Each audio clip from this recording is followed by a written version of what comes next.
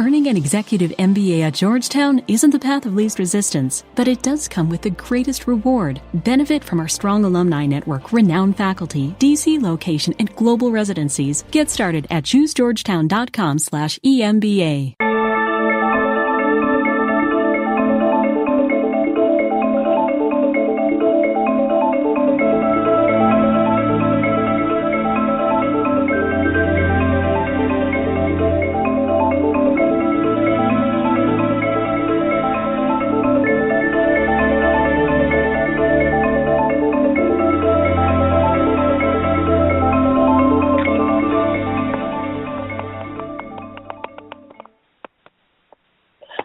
Everyone, and welcome to Aquarian Radio at aquarianradio.com. I am your host, Janet Lesson, with my co-hosts today. We have Karen Christine Patrick and Theresa J. Morris, and we are interviewing experiencer Keith Andrews, and this is the Alien Contact Organization. Our website is aliencontactorganization.com, and today is Saturday, December 18th, 2015, and we are simulcasting on blogtalkradio.com/Aquarian Radio and blogtalkradio/TJ Morris ET Radio. And to listen, call 347. Okay, wait. TJ's calling me. We're joining the show. Hold on.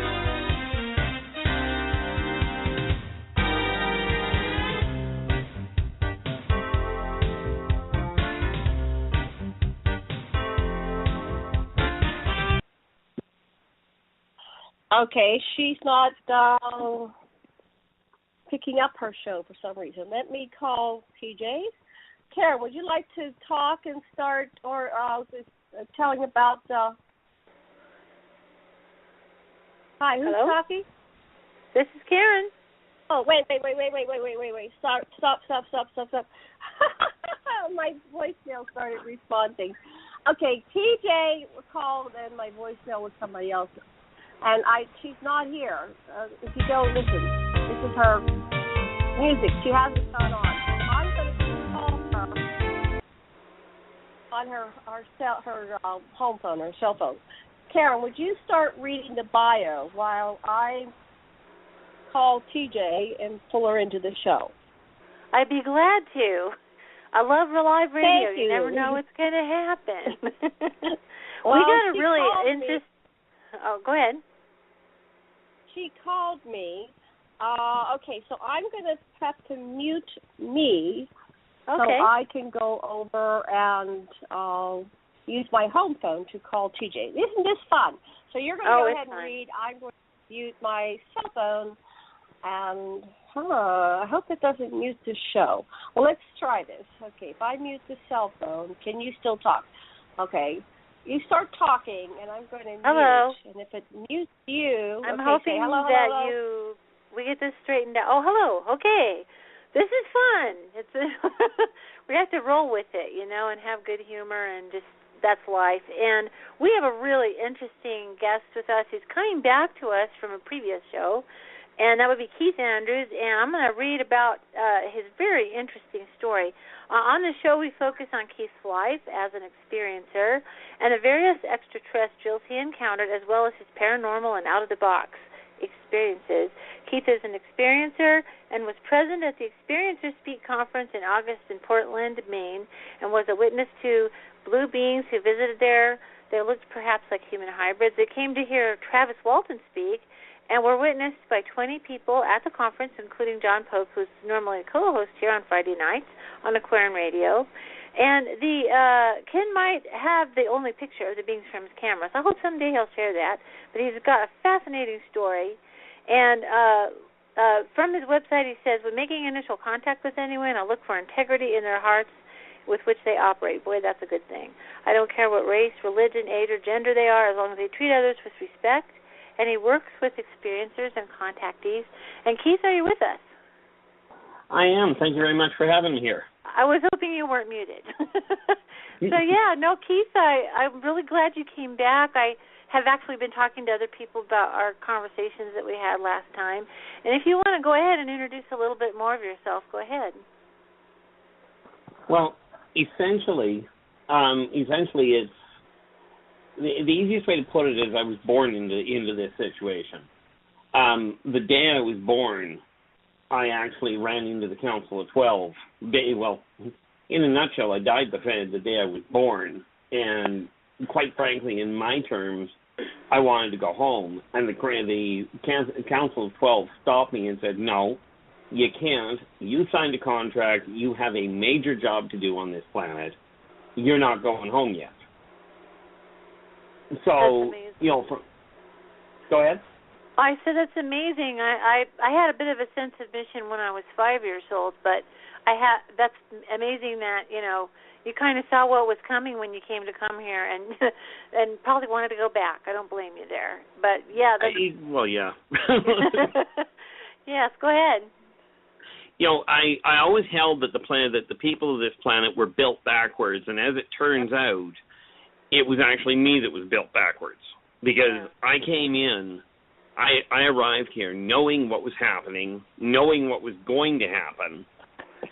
And, the big issue from my end, the big difference that I found between me and most experiencers is most people that get taken or get introduced to off-worlders, they come back with a sense of something is wrong, something has to be changed, but they don't know how or they don't know why. They just know something is wrong. And in some cases, they know, for instance, the water supply has to be straightened out. The energy consumption needs to be corrected. The difference in my case is I came back not only knowing it had to be done, but knowing why. Of course, because of the fact I couldn't really articulate what was wrong, it became very difficult for people to deal with it. Net result, I became reclusive very quickly. So, over the years, I spent more time off-world than I did on-world. I deal with people, but I was far more at home in in starships and on different planets than I ever was here. I can relate to that. I can relate to that feeling of being an outsider or an observer, or feeling like, in my case, in my home, we had people talking about the wars that were going on, the Vietnam War and things like that, and feeling like we were still doing duck and cover under the desk, Right. The nuclear, well, they said riots, but it was for nuclear stuff. So it's like, why, at your very young age, you get an impression, what is going on here? What's going on this planet? Yeah, and the drawback, of course, was that people couldn't figure out. Like, for me, I knew why they were doing it. What didn't make sense to me, and this is why I became reclusive, was the number of people I witnessed. Because I grew up on a military base, and so many people claimed to love each other and yet would beat the daylights out of each other under that same name.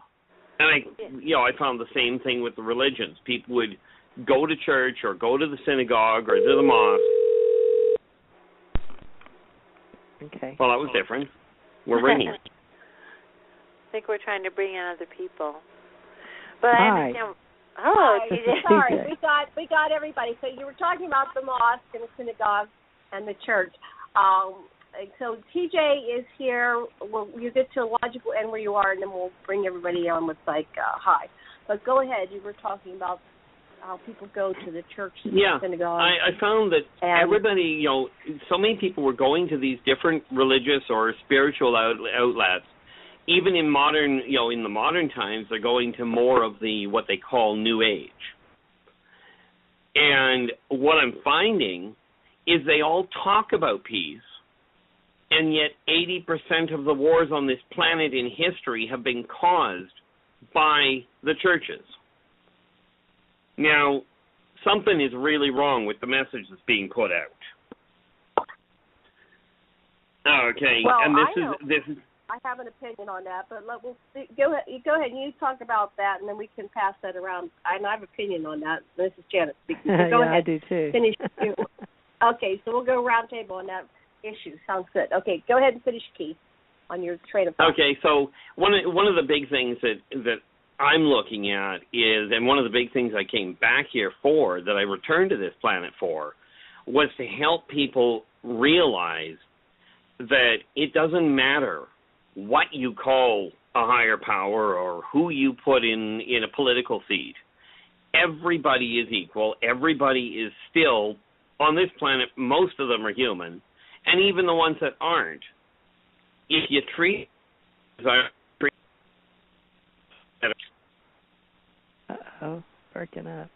Uh-oh, we're breaking up. Try that sentence again. Is he on Skype? If people would get it straight, that it doesn't matter what church or synagogue or mosque they go to, or what political party they follow, or what race people are, right? If they treat them the way they personally desire to be treated, this planet will be a lot more prosperous.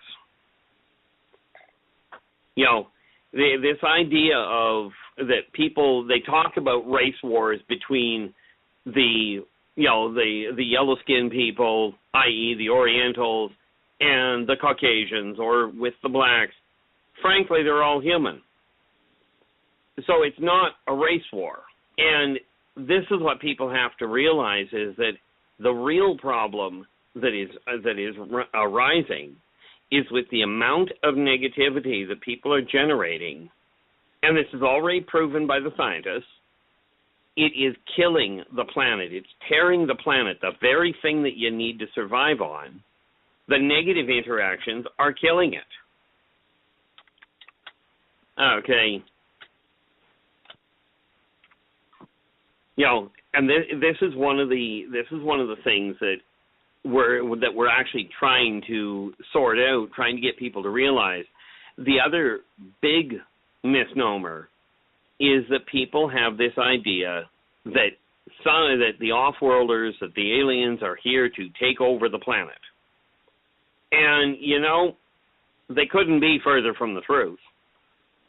Because if any one of the off-world races wanted to take over the planet, frankly, the war would be over within 24 hours, and mankind wouldn't know it had started until it was too late. Mm-hmm. You know, the standing joke amongst the off-worlders is the fact that humans have this idea that they're really good at war, they're really good at conquering each other. You know, they're really good at this issue of the fighting. And yet, the common question up there on the ships is, if they're so good at it, why is there a population rise? You know, this is the thing that people have to realize. If you start working together, you'll actually get further ahead. Great. I would say we're better at something else other than fighting if the population is going up. Yes, I think we're trying to keep this on it. I think we're good at procreating, but that's fun that you're hearing humor from off-worlders. I've had the same, you know, they're kind of looking at us, and we're kind of absurd, and it does lead to some humorous observations. Definitely, thank you. You know, I know when I first started, when we first came on the show today, I mentioned this issue of it doesn't really matter which religion. You know, the religions on the whole are behind a good 80% of the wars. And pardon me for not remembering names here. I'm not good at it at the best of times. But one of you mentioned that you had an opinion on that side of it. Yes, I do. It's Janet. So when you're ready to pass and TJ has an opinion. So we both have opinions on that. We like things we want to express. But go ahead and let us know when you're done and you're passing the talking stick, and then we'll take it and address that. And I'm sure ultimately what it boils down to is there's three major miscalculations that are taking place. Okay, one is people think that the off-worlders, and I'm talking in general, I'm not talking one specific person, but in general, people seem to think that aliens, primarily reptilians, are here to take over the world. Well, frankly, no. On the whole, they're here to actually help. The problem is that the governments that they've had, that they've tried to work through, and the corporations that they have given different medical procedures to that would help, the governments have broke the contracts, and I'm talking on the whole, and corporations have simply withheld the information. Now, the sad reality of that is that mankind is responsible for the delay in releasing this information, and it's based on primarily on greed. But something that people are overlooking is where it comes to this whole idea of free energy. Now, free energy is a great concept, and it is necessary, it is available. But we must remember that in order to implement the free energy that everybody talks about having, and it would be so great, you have to remember, if you don't modify the rest of the planet's superstructure that is built on fossil fuels, all of a sudden releasing or turning over to free energy would absolutely devastate the planet. It would devastate civilization beyond recognition. Okay. Second, go ahead. Let's do one point at a time. Can you bookmark the second, what you're going to do next? Because I think it would be good to. These are very important points. So, TJ, you wanted to address the religion issue. Okay, we have religion issue. We have free energy issue. Now that'll destabilize the economy, I guess. And we have three issues: the religion, the free energy, and the wars. If the aliens wanted to take over, they would have already. Okay. TJ, would you like to take a turn and address those three issues: free energy, religion, and the ET wars? Well, they all are basically words, and the words separate us. And as long as we're off planet, which is preferably where all my goddess interdimensional being part of me, when we talk about I, you, we, they, he, she, it separates us. And most of it take on the royal we against they. And we don't even know who they is. So therefore, it's all constructed inside the paradigm or the matrix or the fishbowl or whatever you do to use words. So basically, if we go all the way back up to prime and mortal and immortal and who we are, that's what we need to do, is raise us all back up to when we were all the original. When we come down here to the planet, and it doesn't matter on what level interdimensional being or what phase in between you're being, we actually create these things. And if we all know that, and we're down here doing this, and we say this is the game of life, then all of us playing together, what are we doing other than communicating information to each other? And if it's all about communication, then if we all know at some level that we're multidimensional, interdimensional beings, it doesn't matter what religion or what war or what separation, or if we all understand free energy. And we do. So trying is lying is what Janet says. But the thing is, we're all already originals. We're all original source. And we've separated into these physical beings. And on this planet, we're called sentient, intelligent beings. And so many of us are working at various being of the original, the we. And so all these topics we separate, we need, or we don't need, to understand. And so each person, my mother on this planet, the physical mother, I guess one would say in this reality, is my biological mother, taught me to live and let live, and she lived during the Depression. And that was what her mother taught, and it worked well for them. But they saved tinfoil paper bags and all that. But they were all raised. Now, she remembered as a child listening to the radio about the Hitler movements, and her relatives in Poland, they were German Jews, and then married the Irish and coming over, the poor Irish. So it was sort of a Polish-German Jew, not German, Polish-Jew-Irish mentality that was starving in America. And so when I came to my 50s, with me coming to planet Earth to do my mission for the Ascension Age, it was all about raising that consciousness. So fortunately for me, I got to work with extraterrestrials and many other beings out there, interdimensional, but she kept saying, Jan, I don't believe in that.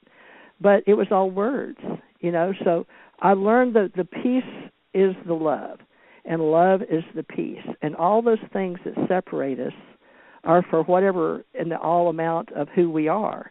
So we have to accept that all these are just, topics to talk about. But we see that to keep our bodies alive, and that's where the world is going in this virtual reality, is the fact that they're looking at all this rolling reality and the changes, and at the world banks and the United Nations and all those things we've created together, though they are actually evolving. And it's evolving so commonly fast that they don't want to talk about the basic issues because to them they're moot points now.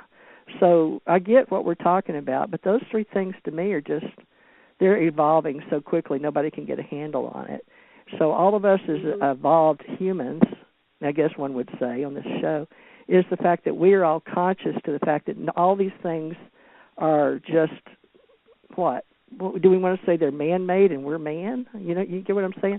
So I like to bring the conversation up to a higher level. But I really don't know, I just have a thing about that on the people that do the separation.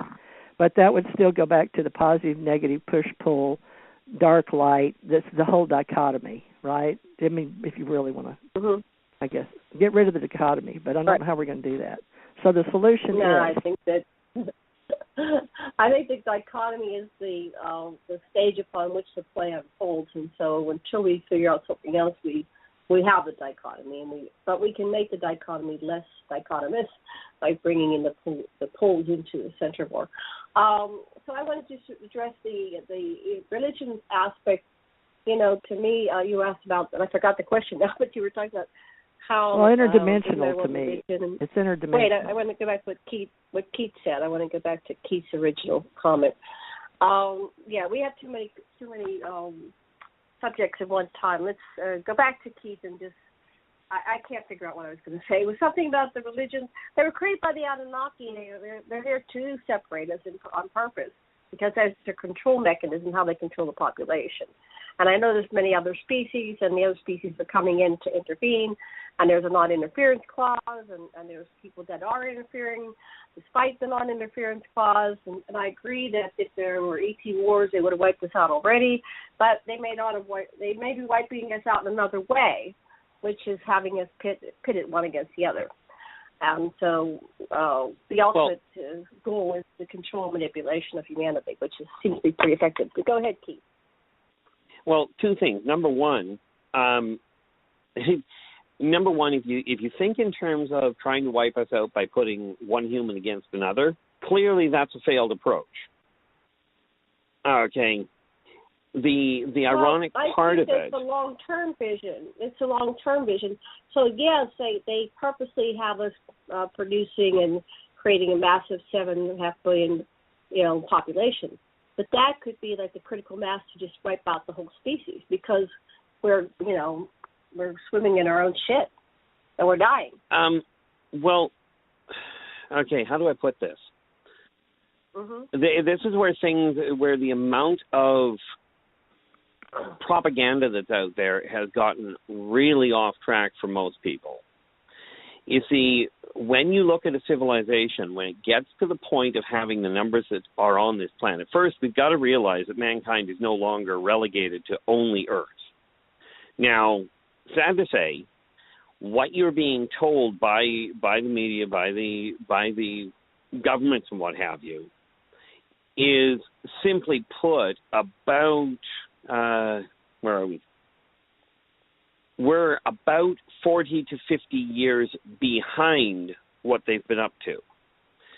When they came out just a couple of years ago and said they landed a Mars rover, right, and said we made this massive breakthrough, yeah, they did. Back in the late 70s, they landed on Mars. Okay, mankind is so far off of Earth already. This isn't a question of trying to wipe anybody out. The problem, the biggest challenge that the off-worlders have with mankind is two factors that mankind has that the other races don't have. One is a incredible drive to survive against all odds, and two is that you're looking at mankind's capacity to turn around and take the most logical approach to something, go completely in a different direction, and still win.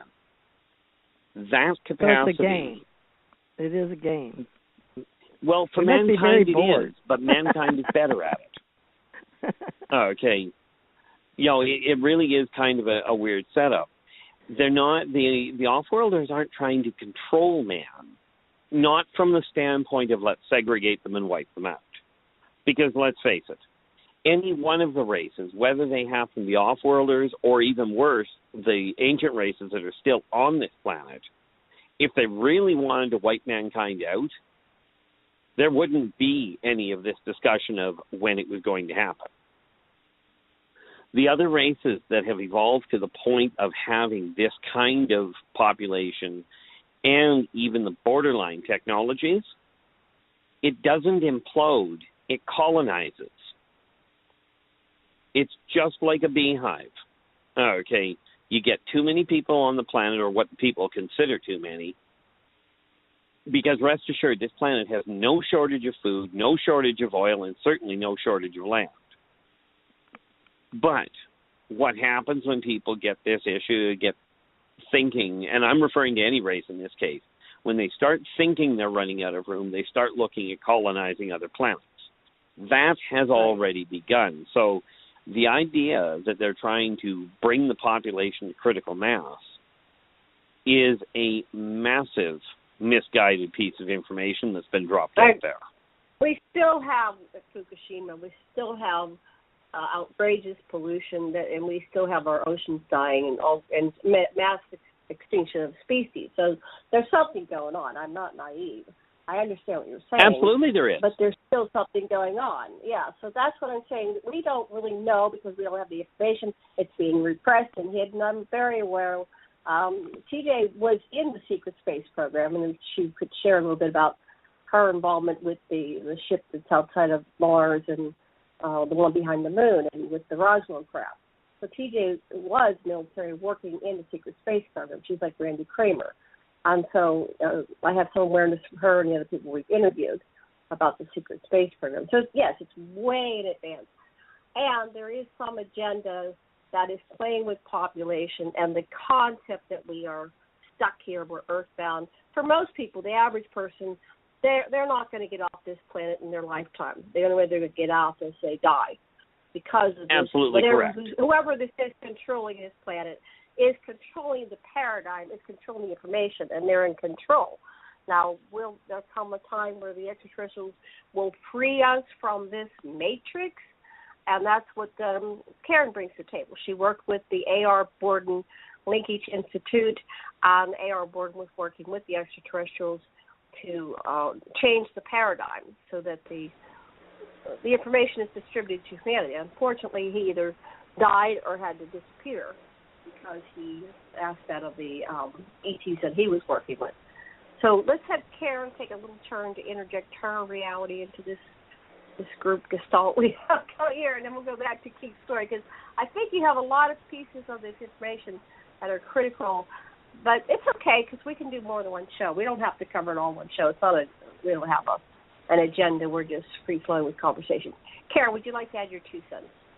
Yeah, I sit in a couple of weird nexuses related to all of this. One is, in working with A.R. Borden, one of the things that he was on about, especially in the last couple of years, was how humanity needed to have awareness of itself within the galactic paradigm. We needed to reach a maturity point where we all had a common vision and a common, consensus of ourselves enough, to graduate in a sense from the kiddie table at the dinner to the adult table. We were in that middle area.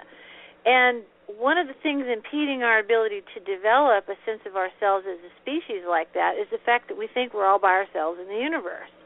So we do have what John Alexander and a few others called a soft disclosure going on. Everyone in the nerd world knows that the Star Wars movie came out yesterday, and part of what our entertainment and media has been doing is giving us the galactic history and a lot of information about, and I totally agree with what Keith just said about how our space paradigm, or what we're told, we were just recently told that Mars has water, and which was very interesting because my partner Brett Shepard found a very clear, it's either a UFO perched on top of a ravine or it's a observation deck of an underground base, as clear as a bell, on one of the Mars orbiter images. And, something like that wasn't built yesterday. It's probably been there a while. And I made a poster just for fun that I'm really glad that these people living in this dome are super glad that NASA discovered water on the Mars. It was just kind of trying to be funny there, but with the idea that of course there's water on Mars. The various earliest examinations of Mars they said there were canals there and whatnot. So he's right. Our space program that we have, our space agencies are branded corporations. They are not our real space entities, and we're left in the dark, but we're being brought along, more than we know. It's just a matter of people realizing our science fiction is our science fact, and that would change the pattern. But I have literally told science fiction buffs, hardcore science fiction buffs, Star Wars, Star Trek, what have you, I've looked them straight in the eye and I've said it's all real. And they act like it didn't say anything, and they go buy another action figure. That's a weird hypnosis that's going on. That A.R. Borden was trying to bring out information from secret sources that didn't necessarily want him to do so. And then in this recent year, I've been working with Dr. Ken Johnston, who was a NASA whistleblower, and I've gotten to see his archives of photos and everything. And my partner Brett and I are trying to bring that information to the world because there's a discrepancy between his archives and pictures and what was given to the public, particularly in our digitized databases of NASA images.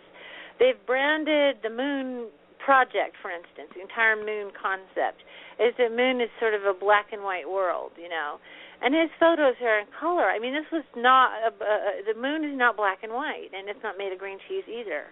They have the Earth being, I call it tidy bowl blue, that bright blue, which it's fun to say we have a blue planet, but actually in the images I've been seeing, we have sort of a bluish-green planet. The water's bluish-green because it has lots of wonderful algae in it, giving us oxygen, thank you.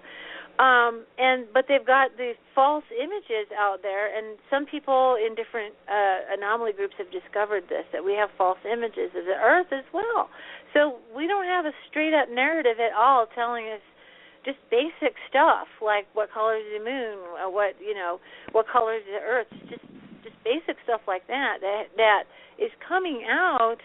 And we're heading into the grand reveal, or the surprise aha moment, when we realize we've been lied to massively.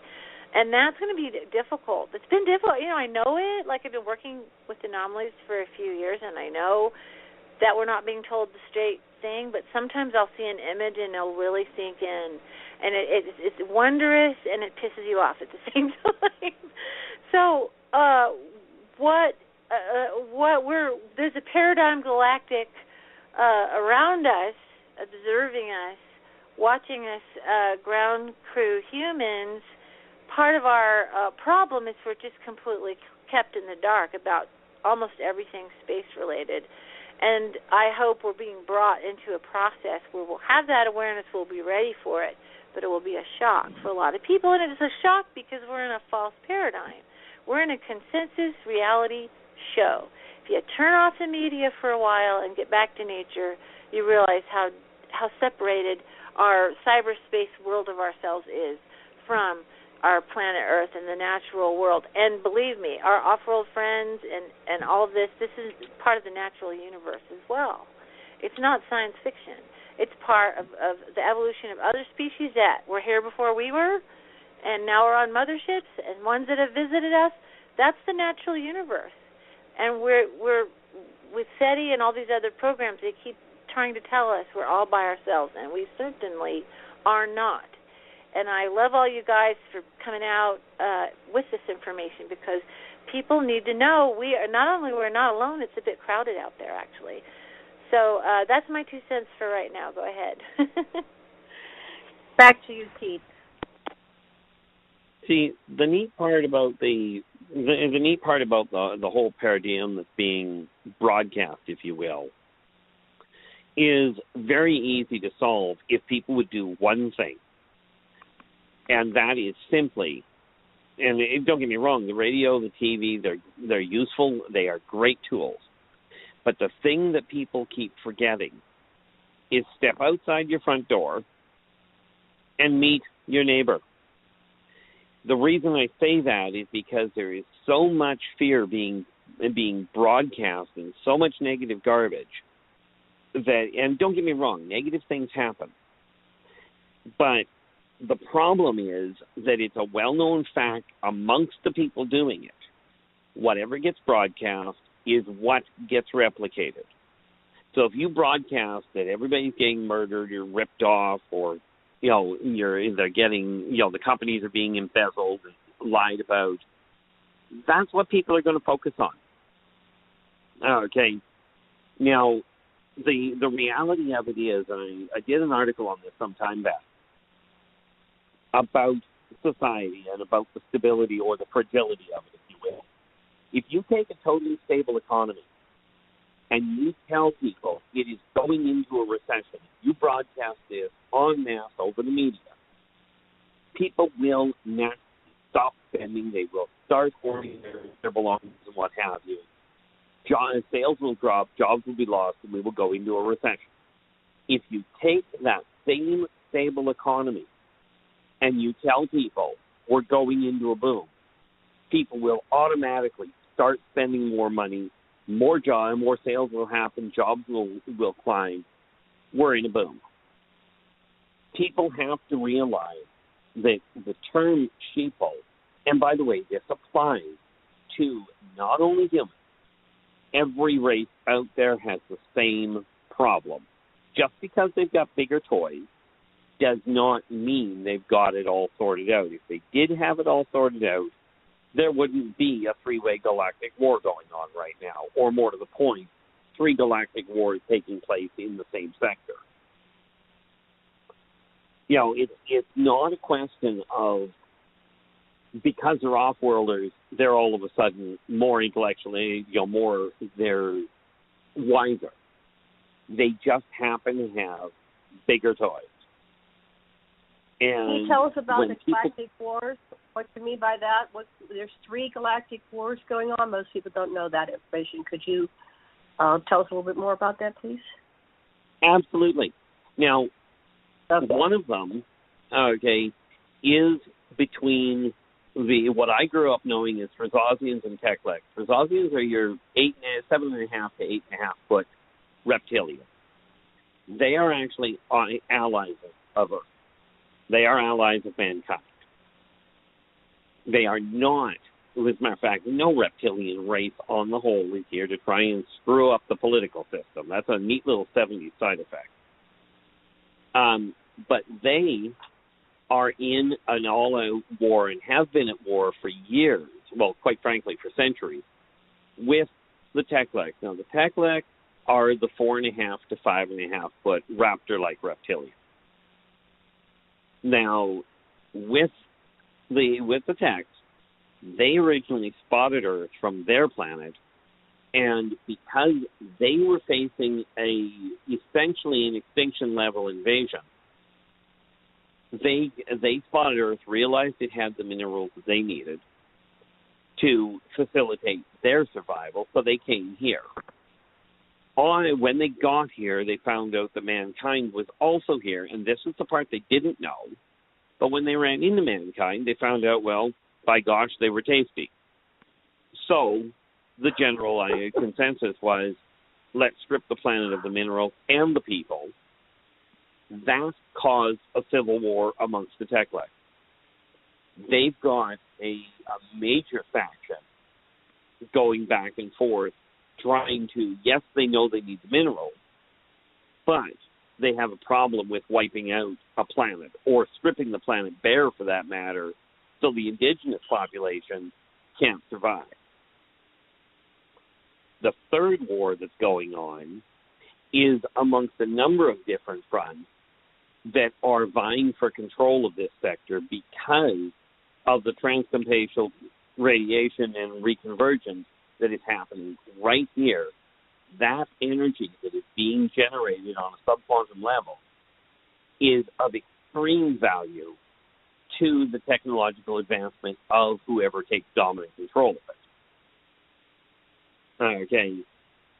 Now, just to make matters more complicated, we have the Galactic Consortium, which is here to simply keep a balance point and make sure that Earth maintains its own rule by the human population and doesn't get wiped out in the process. So much as mankind has its own little wars going on, well, simply put, they're not the only ones having a war.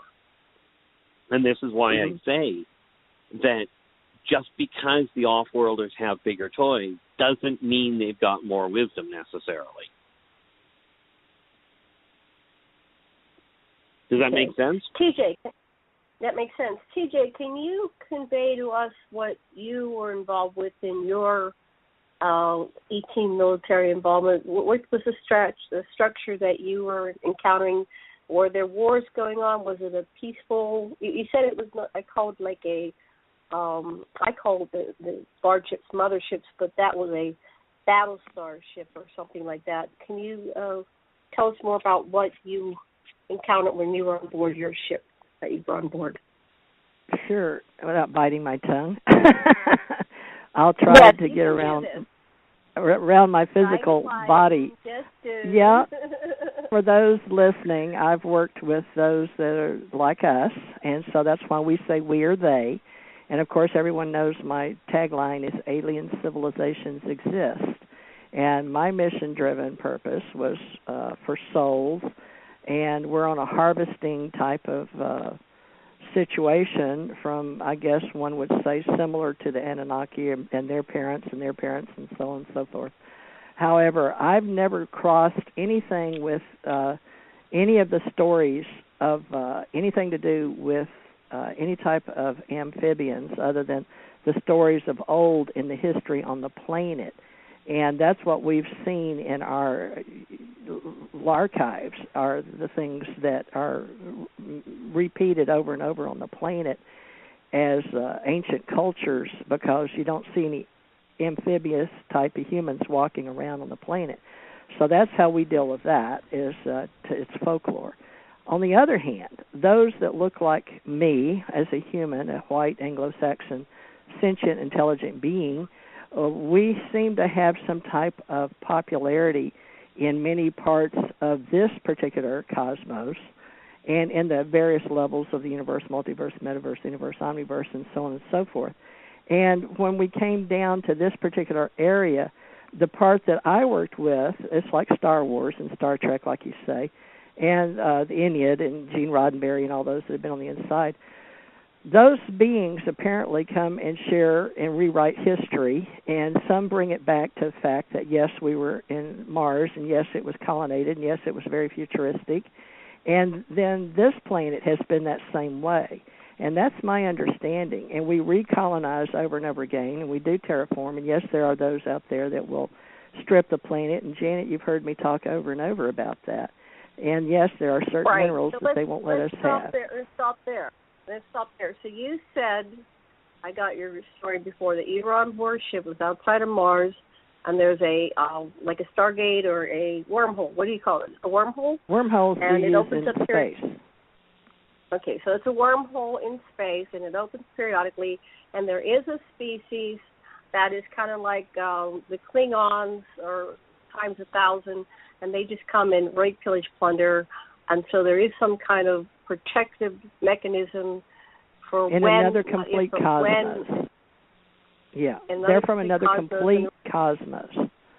And here scientifically, most people only speak to words that have been formed prior in ancient cultures.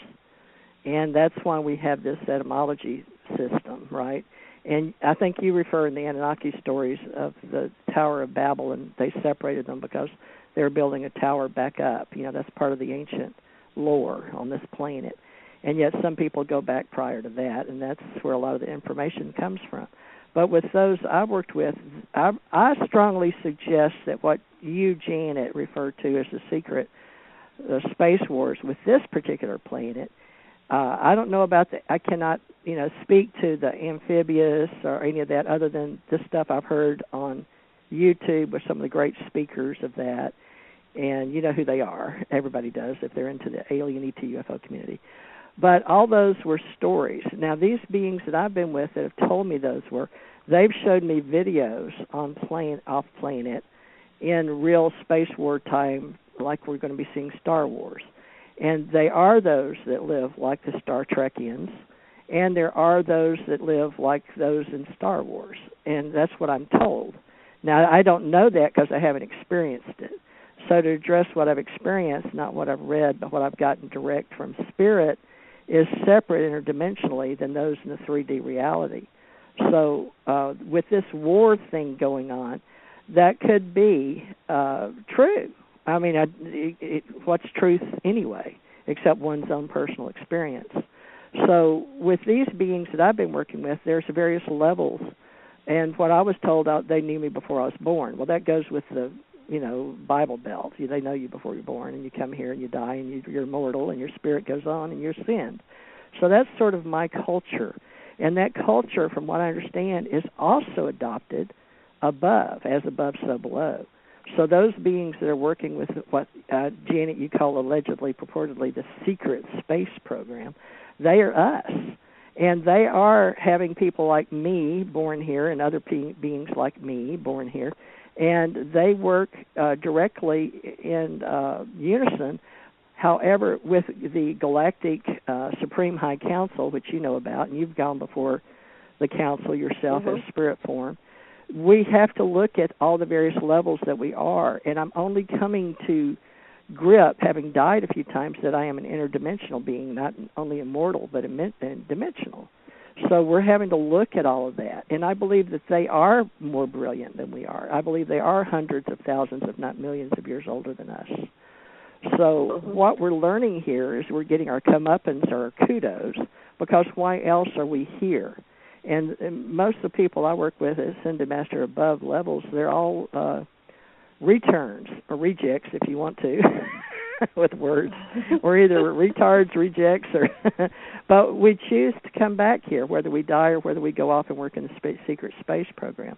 But how to put the whole story together with Roswell is based on, yes, the reality is we have those type of spacecraft. In regarding those that you call like war, like Tom did, that was videos that I saw on board ship, and it was hard for me to accept that they raped and pillaged one of the grays. There's various types of grays and blues, et cetera, et cetera. And when they went to take them back, they'd served their 2 years, because we all served 2 years minimum. And their 2 years was up, and they went to take them back. And they went back, and it's like being in a Star Wars movie. You go back to the planet, and it's raped and pillaged and red like Mars. And you're like, what the hey? So that's a video. Now, to me, they said that was a documentary, okay? And here on this planet, we have a problem between fantasy and reality anyway. So when I was there, my mind wanted to tell me it was fantasy, but they were saying, no, this is a documentary and a reality. So you tell me, is that my experience? And how do I accept that, other than my education in this alleged purportedly space program? That's true of anything you encounter in life, because you watch the news, and how's that really watching? I mean, anything you don't personally witness, you don't know is real or not. Even those things you witness, you know, you could work it because of your perspective. It goes through your filters and your judgments. Let's give Karen a moment here because she hasn't talked for a while. Karen, what would you like to add to the conversation? And back to Keith. I really like where you guys went because about the human experience aspect. And this is one of the biggest things I think I'll be working with in 2016 is the experiencers movement. And part of what is happening, and I've sort of dubbed 2016 as the year, a need to tell. It's the year of the need to tell. We've had the need to know where all this information is coming out, and now it's not fast enough or far enough or accurate enough for a lot of people. It leaves them behind because we mainly have this hierarchical construct of our information. We look for experts to tell us and interpret how the facts should be put together. And what we're finding is that hierarchical system is separated or just too far distant from our human experience. And where people are saying, they'll see something where somebody will mock experiencer, and they will say, oh, they're tinfoil hat wearing strange people. And the experiencer is saying, no, this was a real experience for me as a person.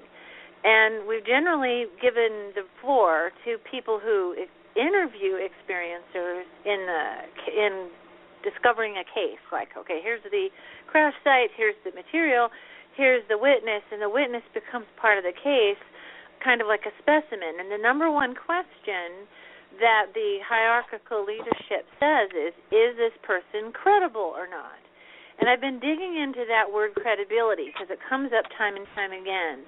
I have experiencers say, well, I say this much about my event or experience, but I'm afraid to say more because I don't want to seem like it was incredible or not to be credible. And then digging into that word, the concept of credible, it's like the diploma on the wall, right? It's some entity of an organization or a group or some hierarchical leaders make a certificate and they give it to the person who's gone through the program and they say, we accredit you. It's an accreditation. And the problem with that is controllable and corruptible, that system.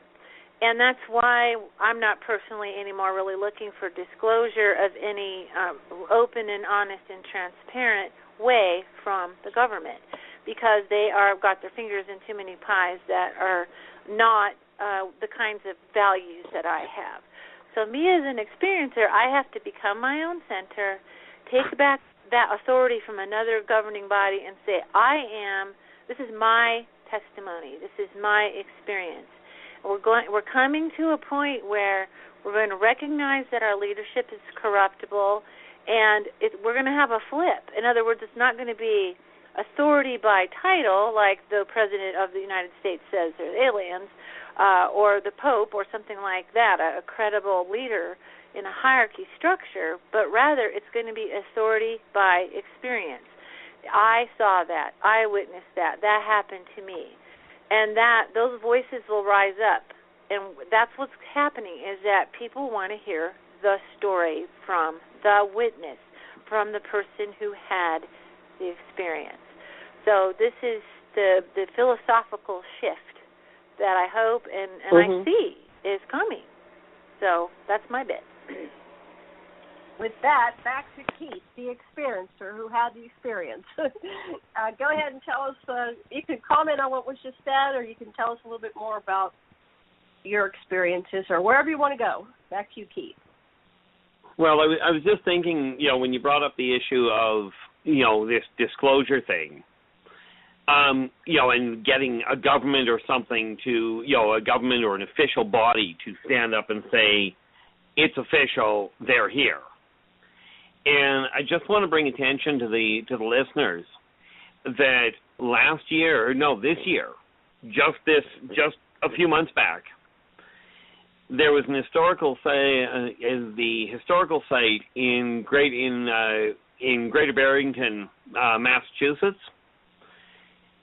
combined with the local government, the government of the U.S., and the UN all combined and erected a monument that it cites what they have all said is a credible, definitive off-world abduction. Now, they've got a monument built. Now, that's about as much of a statement of, if you will, a government body coming out and saying it's real as you can get, because everybody, whether they believe or not, is going to see the thing. Okay, I've actually spoken to I've spent quite a number of hours talking to the gentleman that was taken during that particular abduction, which is Tom Reed. And, when you talk about disclosure, I do agree. The people that have the information are the ones that have gone through it. The people that have been taken have ended up on the different planets. Right, have ended up in starships and looking back at Earth going, well, this is insane. We're told one thing. Something I find rather fascinating is when you take a look at the school system on this planet, the pedagogical system is about as confused as it can get. They teach in modern science there are only 9 planets in orbit around the around our primary star. The problem is that NASA has the information on 12 planets that are actually on 13 planets in orbit around the star today. Okay, for instance, Earth, Terra, is actually not the 3rd rock from the sun, but it's the 4th one. Now, when you start looking at that, and you start realizing that mankind they come together, what seems to happen is every time there's a massive cataclysm, that the people tend to pull together. They forget about skin color, they forget about gender. They concern themselves on the whole with how do we survive and how do we make things, how do we get through this. Now, people talk about all these different possibilities and the fact that the paradigm has to change, which is correct. But what people have to realize is that in order to do that, the individuals have to start with themselves. And the first thing, and this is why I've always told people, well, pretty much always, if you want your neighborhood, just your local neighborhood, to be safe, then get to know your neighbor. Don't wait for the police to come in and tell you there's a problem. Get to know your neighbor when it first shows up, and you will find that there is far more similarity between you than there is differences, and that is what makes the neighborhood safe. By extrapolation or by expansion, one neighborhood to the next, you deal with the next neighborhood. And again, you will find that that is the way of changing things. There are 3 karmic laws that encompass all religious guidelines that I've come across. And when I'm talking about all religions, I don't just mean Terran-based. I mean the off-worlders as well. The 3 karmic laws that hold dominance over all of them, or more to the point, encompass all of them, are: be true to yourself first, do unto others as you desire them to do unto you, and energy out, energy in. Now, this is not one being more important than the other. This is all 3 equally important. Okay. And what you'll find is when people start doing that, instead of focusing on how do we shoot each other and kill each other, how do we help each other, how do we grow, how do we prosper, that is where the turning point comes. And we can get things back to where they were back when we walked the halls of Lemuria. Okay, which is a whole lot older than what Atlantis ever was. The difficult part here is when you take a look at the technology that the different races are using. like this wormhole or this gate, if you will, on the other side of Mars, is quite a well-known location amongst the Confederation, amongst the consortium.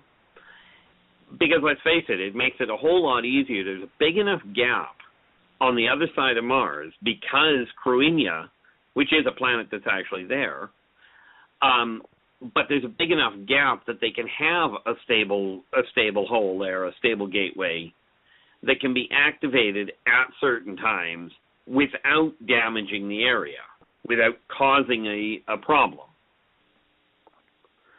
And, the other thing that I just want to touch on, much like we know Mars has water on it, we know Mars has more going on than what people are telling us. What people don't realize is the moon also has a thin atmosphere. They just don't want to tell anybody. Like, as in the governments don't want to tell anybody. But I caught wind of a neat little project being done that's going to have ramifications that are incredible. And that is that the International Space Agency, and I'm talking about the Terran one, is planning on moving an asteroid into orbit around the moon to provide a construction point for starships to go out of system. Now, the concept is great, but it is going to have what I call a beneficial side effect that I question whether they're thinking about. And that is that the moment they put that asteroid in orbit, essentially giving the moon a moon, it will have a direct impact on the atmosphere that's already there, enhancing the atmosphere and bringing the moon into full color. Which ought to make things entertaining down on this planet. That would be great. That's just one of these neat little things that they've already started working on, but they aren't telling people. Back in the mid-'80s, I found out about, quite by accident, about the, shall we say, lack of public knowledge when I discovered a fleet that had moved into the sector and was sitting inside the sun's corona that most people didn't know was there. Okay, none of the ships that are in the area really want to wipe out Earth. None of them want to, well, on the whole, they don't want to wipe out mankind, although some of them have found it rather a nice little addition to the menu. And people don't want to hear that. But you got to remember, at least not most people, you got to remember it is simply, to the off-worlders' way of thinking, part of the cycle of life. That's just the way it runs. So when you're looking at where mankind is sitting, mankind is on a threshold. But here's the kicker to it. Mankind, because of the negativity that is being punched out there, that is being spread out over the airwaves, face to face, over the through the newspapers and the magazines, they are amplifying the instability of the planet itself.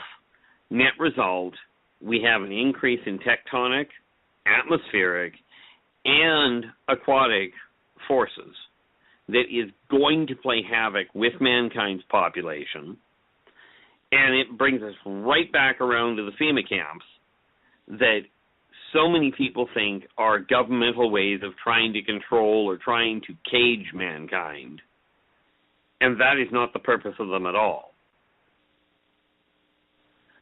Do you have any idea do any of you actually know what the FEMA camps are, or why so many coffins are being built? Do tell. What's your theory? Well, I take it that's a no. The problem, limited information, but I'm not in the know. I'm not in that loop, so what do I know? Okay. Back in the Middle Ages, when the bubonic plague hit, we caught wind of the bubonic plague hitting a city quite a number of miles north of us. And me and the other undertakers at the time knew this was going to be a problem, and we went into overdrive, if you will, trying to build coffins to contain what we figured would be a mass amount of death. Well, we couldn't keep up with it.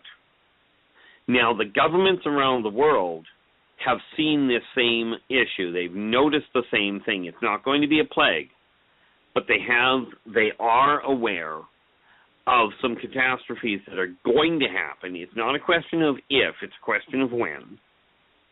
And we are going to be looking at in excess of 2 billion dead.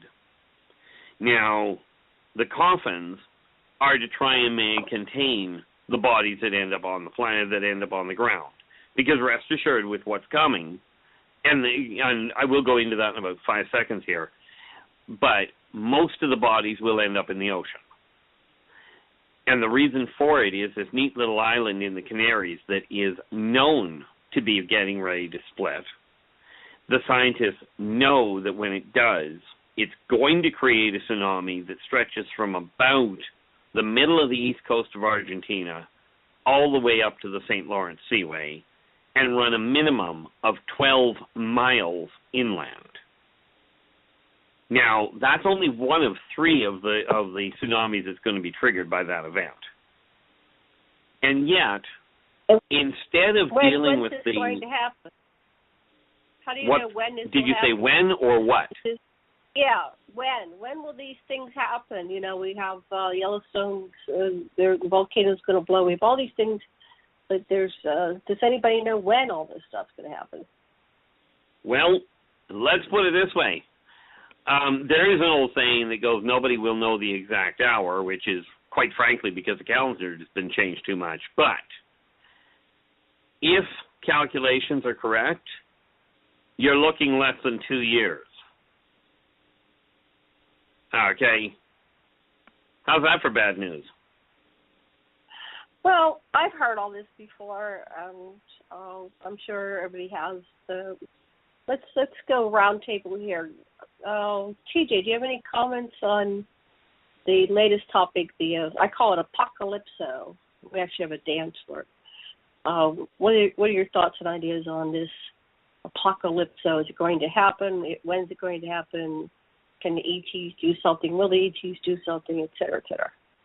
Well, we're interdimensional beings. We don't that is something that's on the planet, and we create the energy here, and we are part of the whole system with Mother Earth and the crystals that are underneath the planet and everything that is stored energetically.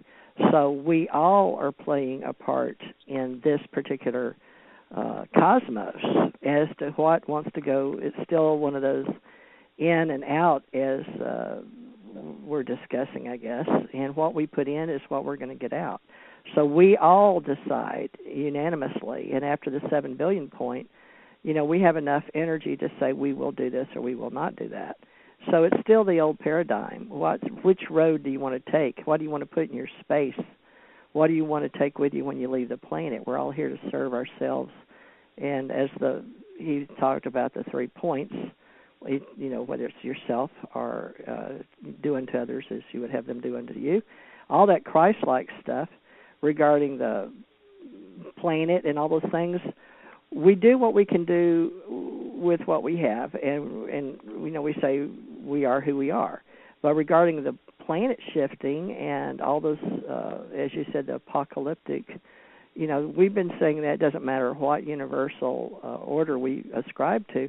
What do we put into our minds and our spirits? So I don't go there. I mean, if Mother Earth is shifting, and we all know it does, based on the tectonic plates, that's called global tectonics. And what we do with economics is global tectonic economics. And will that affect us? Sure. But we have earthquakes every day. We have changes every day. And our minds, I go with the as above, so below, sure, but I also go about linear and vertical thinking and whole brain thinking. And I was under the impression that we were all going to do a little better after 2012 and working with the Mayan calendar and all the various historical groups and everything that we put into our minds.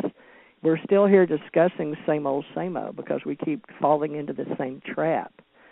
So where I'm at in my spiritual journey is to put as much positive in and understand that what I talk about is what people will think of me while I'm here.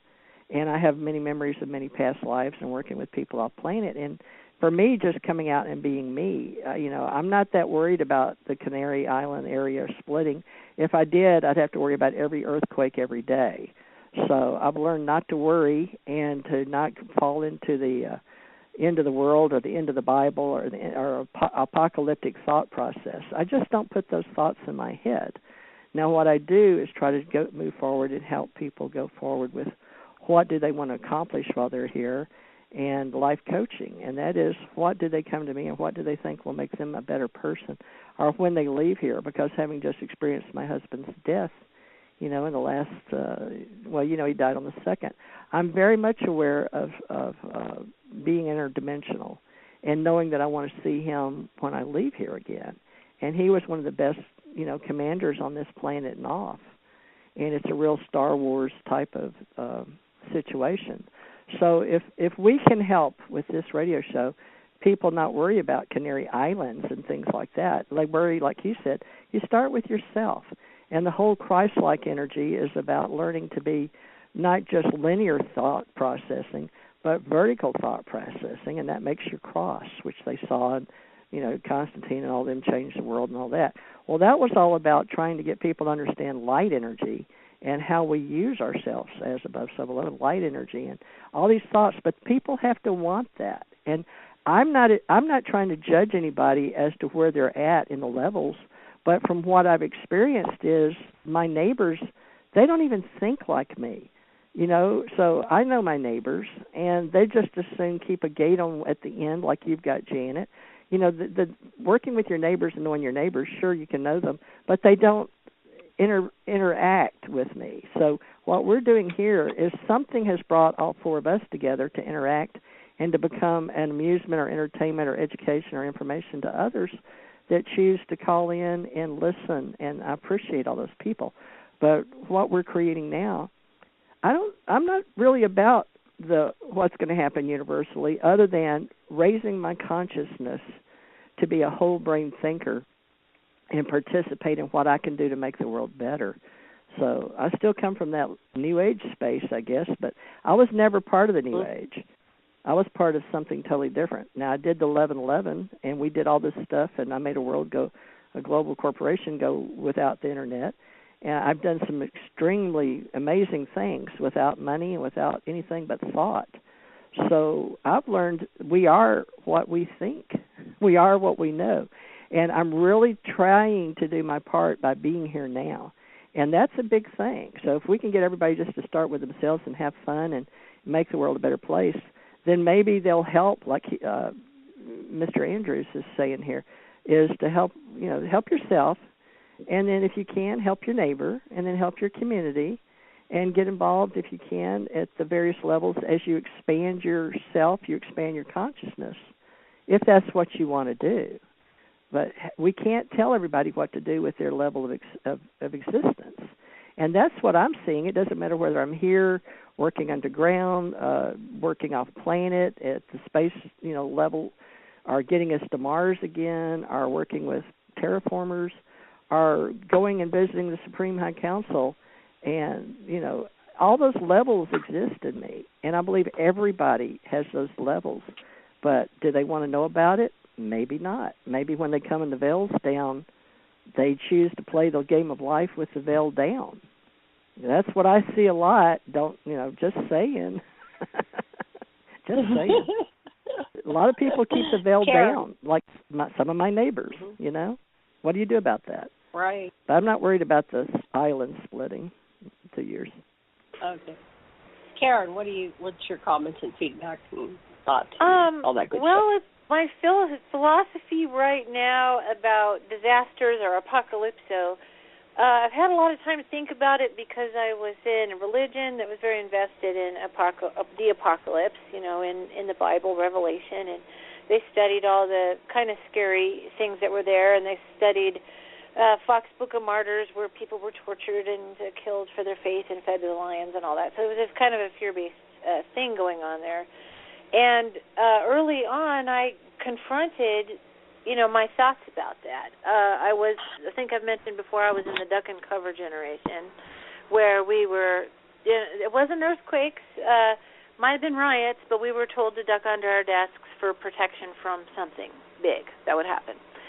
So I grew up a little bit on the fearful side, a little bit, thinking that why was I on this planet? It was very distressing. And I came to it this way. I came to it about the thought of, okay, so if you have a tsunami or some disaster, I lived in California, so we had the earthquakes to worry about. And let's say 10,000 people died, which has happened in earthquakes in China and a few places.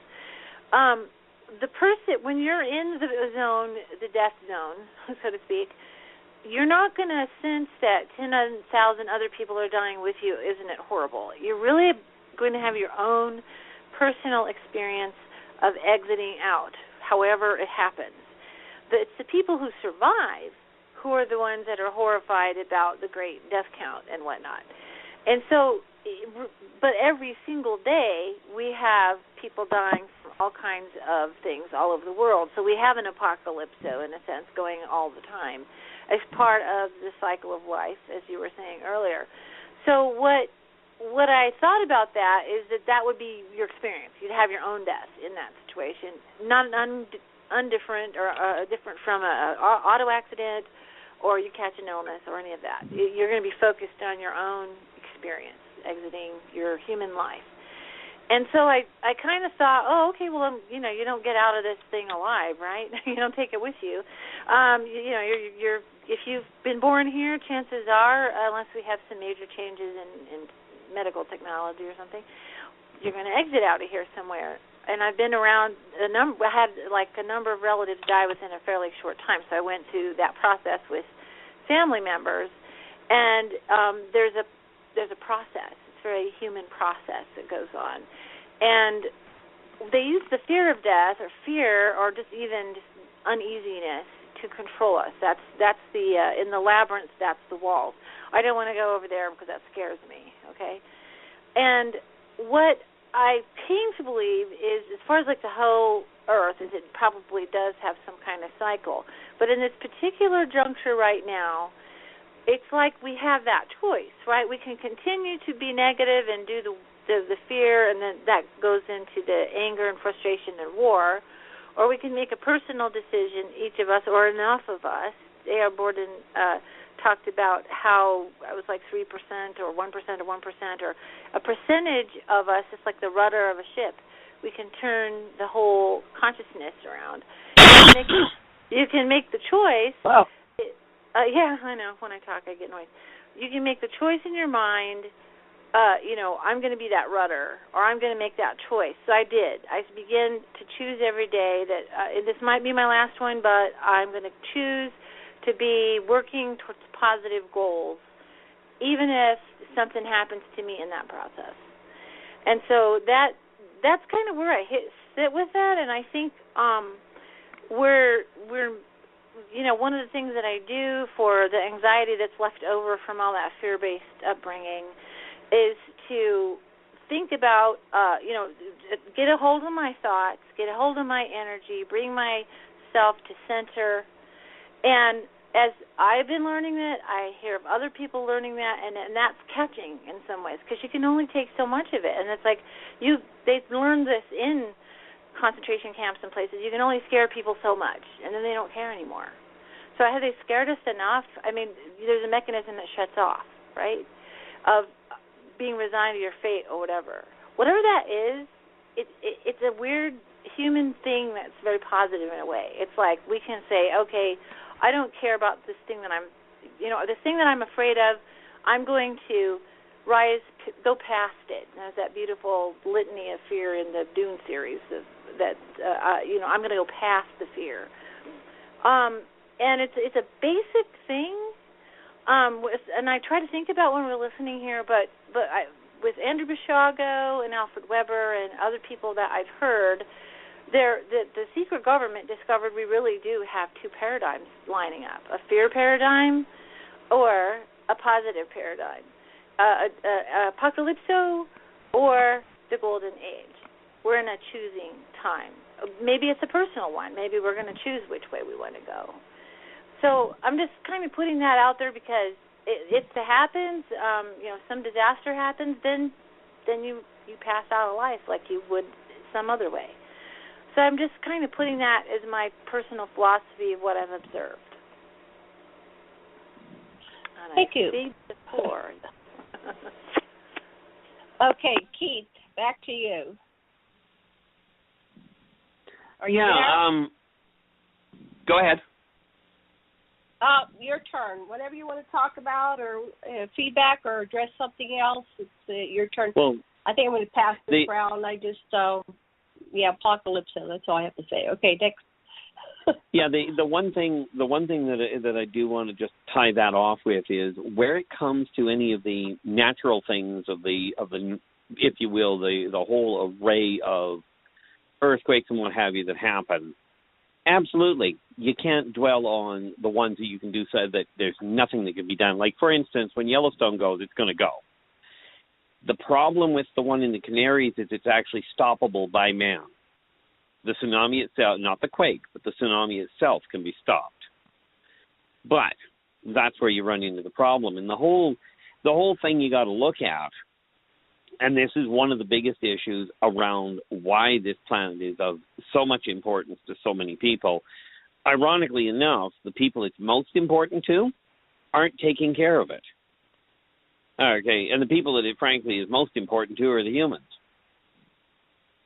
Let's face it, the amount of toxin, the amount of poison that's being put out, and I'm referring to the actual chemical poisoning that mankind is doing. I find it kind of fascinating that mankind is turning around in spite of the number of off-worlders that have intervened, that have come in and stopped certain man-made cataclysms from happening, not the least of which was, I believe it was 1986 when the states went to, I believe, DEFCON 4 and they fired up all the nuclear missiles. When the off-worlders came in and shut all the nuclear missile heads down, the nuclear warheads, they just shut them off. Now, that was them stepping in to stop something that mankind was way too close to doing at a panic point. But stopping a small war or picking people up on the whole and trying to correct the pollution, the people that have to correct the pollution are the ones that are actually, shall we say, legislating the permission of it. And those are the people that the different populations around the world, the different governments, that are being either elected or taking dominant control are making happen. That's where things have to stop. Now, the funny part about it, I look at the whole political thing, and if we go off-world, the reptilians I deal with primarily, the ones that I've dealt with the longest, if you will, are the Theresians, the 7.5 to 8.5 foot armored reptilians. And they have a very simple political way of doing things. They do have their elections, they do get people into power, but when the population does not feel that they are doing a good job, and when I talk about the population, I'm not talking about the people that are theoretically old enough to vote. A child can question whether or not somebody in power is doing a job that's right. When enough people say, no, that's wrong, that person, that Strazazian is asked to step down. Now, there's no shame in their eyes. If you've tried doing a job and you can't do it, there is no shame in stepping down and going and doing something of a lesser title. If you're not qualified for the one, go back and do what you were doing good. Humans have this idea when you get promoted, if you get demoted, it's a slap against you. It's some sort of an insult, and all it is, in all fairness, is saying, "Hey, you were good at what you did, but this is not your job, your forte." If a Thrasazian says, I'm not stepping down, and it does happen. Well, quite frankly, they're killed on the spot. The masses take them out. Now, the reality of mankind is take any city, and we say it's government controlled.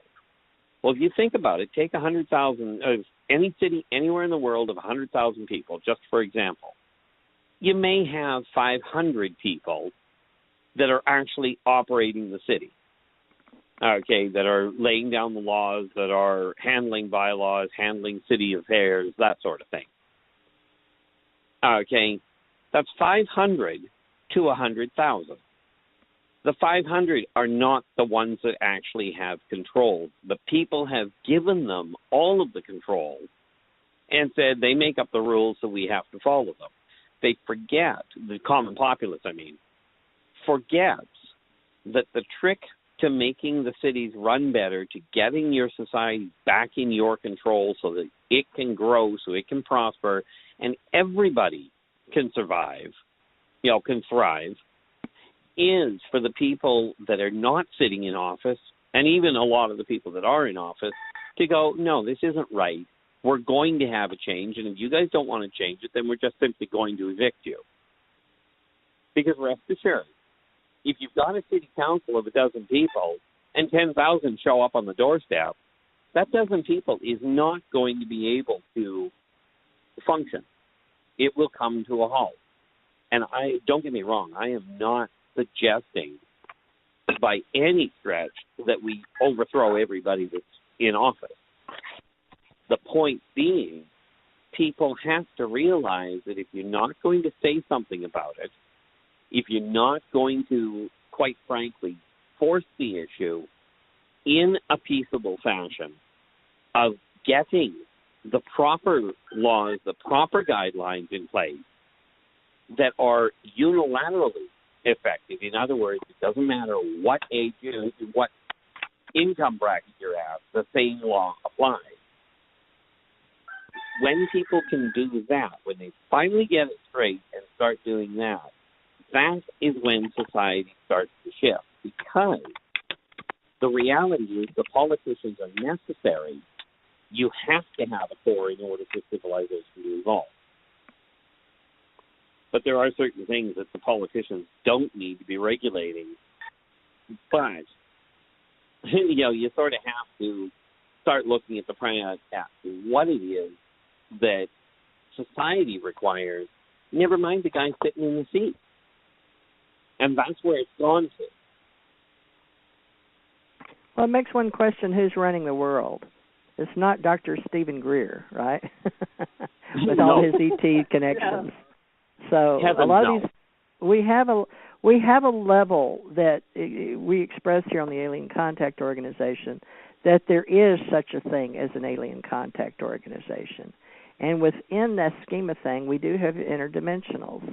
And people that are like us are probably looked at as rare, strange, what the heck are you talking about, and how can you call yourselves, alien contactees or experiencers or interdimensionals or immortals, or lucid dreamers, remote viewers. I mean, all the paranormal phenomenologists, whatever it is, it all, we've been sort of looped together, but it's starting to extract itself like pulling teeth, and we have to start deciding who is running this world. And those of us that have there's a lot of people call it academia, some intellectuals, and those working with world in the intelligence community, which I was very fortunate to have worked at in a 3D reality and human form, is the fact that I wasn't allowed to talk like this. I walked and talked just like anybody else in the Matrix.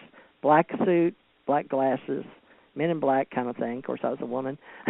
But, that kind of lifestyle, and then becoming a psychic.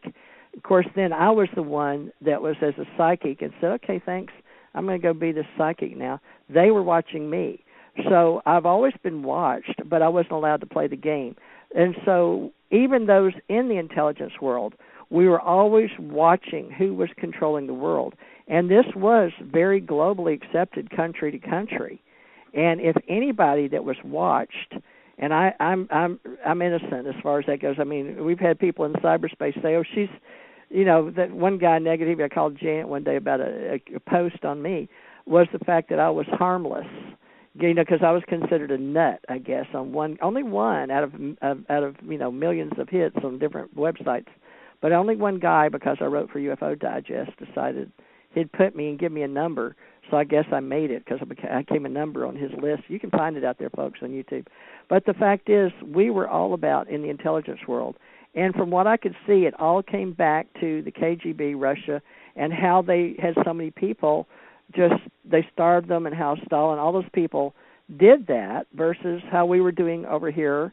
And then, of course, Hitler. And all these are beings that came down to this planet and decided they were going to control the world and however they were going to do it. And they could only get so far before the farmers and the little guys. I don't know how you want to say it, folks, because I'm down there with you, I promise. I'm way down here on the bottom rung, and I like it.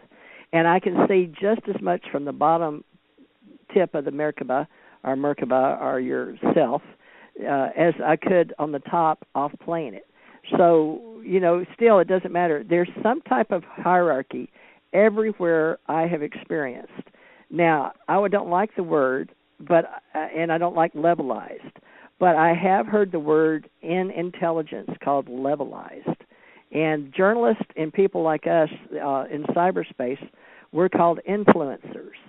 And this is in the intelligence world. And what we're doing right now, we won't get the hits to be even looked at, none of us. However, if we all become together a unified reality, that's what they're concerned about, the entire alien ET UFO community.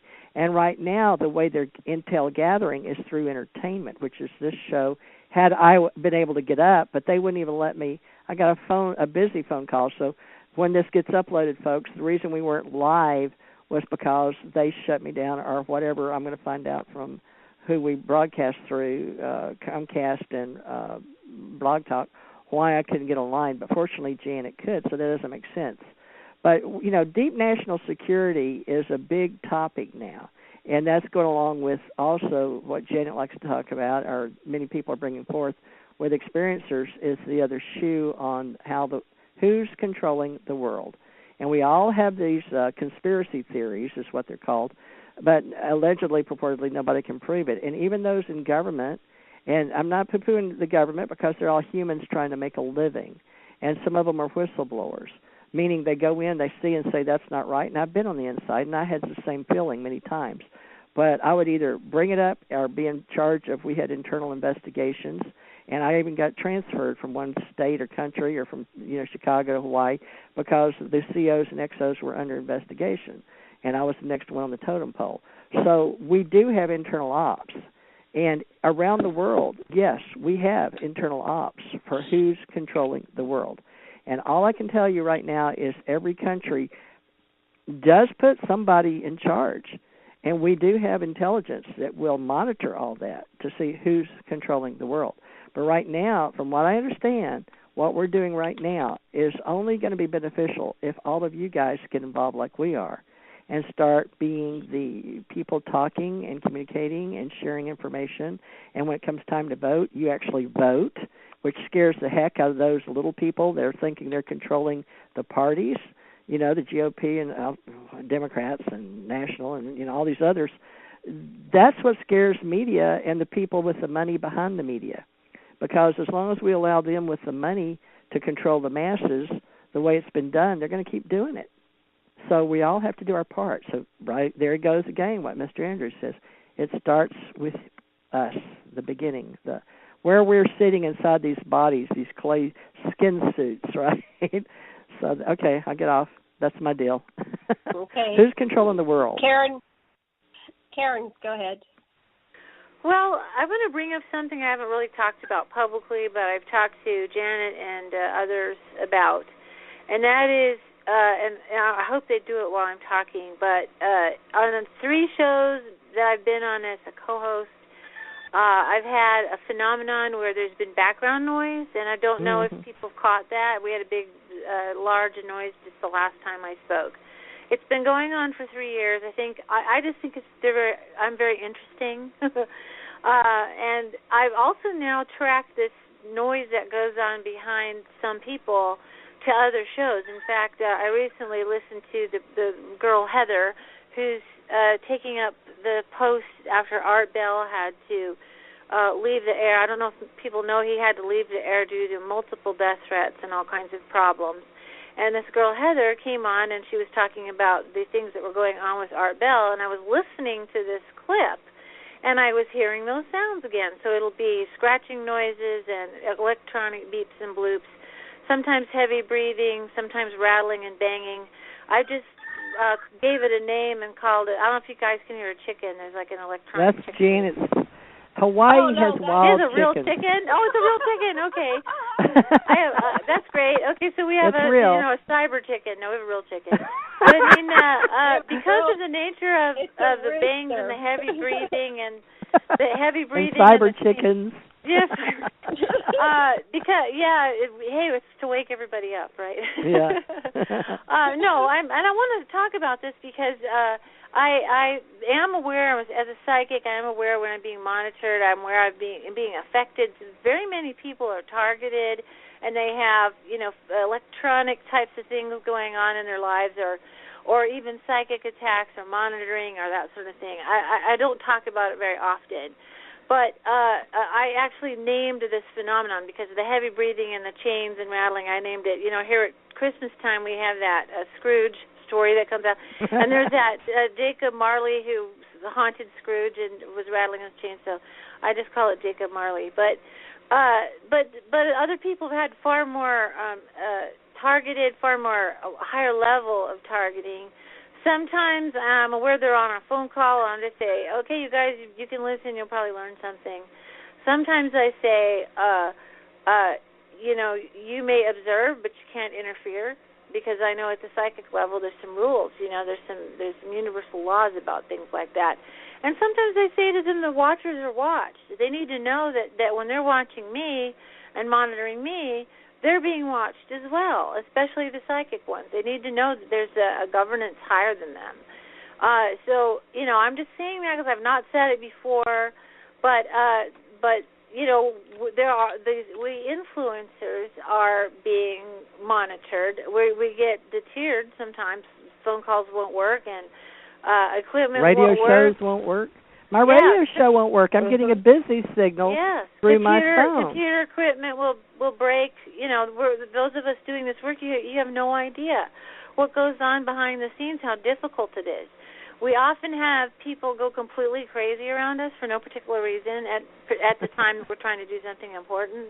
I can guarantee you if I'm trying to record something, I'll have all of a sudden so much noise it's ridiculous, and it's human-based, because humans are very influenced by energy and influenced by some of the beings that they, take up with. So, and some people talk about the influence of the archons, and I can go with that because I've seen it. But we are the company we keep, and thoughts are things. And when you mention archons, they're thoughtful. I just keep going. I just say, hey guys, I'm going to do my thing, and that's how it is. I used to be afraid, but I'm not. Now I go forward and just be emboldened. If you come into this kind of work, if you decide to be an activist, if you're thinking about it and it's burning in your heart, just go. Just go for it. And the one thing they tell me when I'm discouraged, they say, keep going, keep going, keep going, keep going, which is like a broken record. But when I reach out to my guides and I say, am I sure about this? Is this what I really signed up for? They say, keep going, keep going, keep going. It does make a difference. And as I've been keeping going, I've been shocked from 2012 when I decided to come out as an experiencer to now I'm helping to co-host, and I don't toot my own horn or anything. It's just I'm amazed at what opportunities came my way and where I could be helpful just because I listened to my heart. I went out and I started doing what little things I could and learned what I've learned and kept going. And I'm trying to talk to people who they're probably trying to overcome those fears. They've had that targeting. They've had those challenges. I'm surprised at how financially I seem to be glued together barely, and I think I'm not going to be able to do something, and all of a sudden something changes and I can still do the work. I'm stunned at that, how the timing of that. It's like an angelic intervention, like a divine intervention. So this is a different time. We're going to a different time to be much more proactive. In spite of all those people watching, monitoring, keeping score, whatever their deal is, some of them are going to turn. Some of them are going to become whistleblowers. Some of them listening right now are going to get over their fear, and they're going to say, yeah, that's right. Like someone said earlier, it's like they see what's wrong, and they say, hey, that's wrong. I need to say something about that. I love that. I don't necessarily like that they knock off their, electoral people, but what if the top was beholden to the bottom? What if it was the people in the upper echelons had to listen to what the frontline lower echelon people were dealing with? What if they had to walk among us and find out, that this financial arrangement that we have right now, within literally from the Bible, they have us make bricks without straw. We're building with not enough building materials, trying to build a society, trying to sustain a society. What if they had to hear that and they were beholden to that? That would be very interesting. And I think we're there. I think that the movement, like the basic income movement, which I've talked about in other shows and I won't talk about right now, is that the bottom ends of it are trying to figure out, okay, this system is upside down. You're watering the economic leaves, top parts of the plant, but not the roots. It's not working. It's not sustainable. So, yeah, that's one of the things that contact with ET races gives us is a comparison. How do they deal with problems in their society compared to how we deal with ours? And that is one big reason why we're not allowed to know other societies, generally speaking, because we might find some ideas that wouldn't necessarily work for the people at the top. They might have to go sit by the sideline while we get the work done a different way. So with that, I will hand over the virtual talking stick. Can I say something real quick, Janet? Can I say something? Sure, go ahead. It's burning inside me, which it's just burning inside me because I'm really analyzing these levels of intelligence and levels of existence and whole brain thinking, and how we use our psychic abilities, because I believe everybody's psychic, okay? And the fact that what we're doing and what we're co-creating here.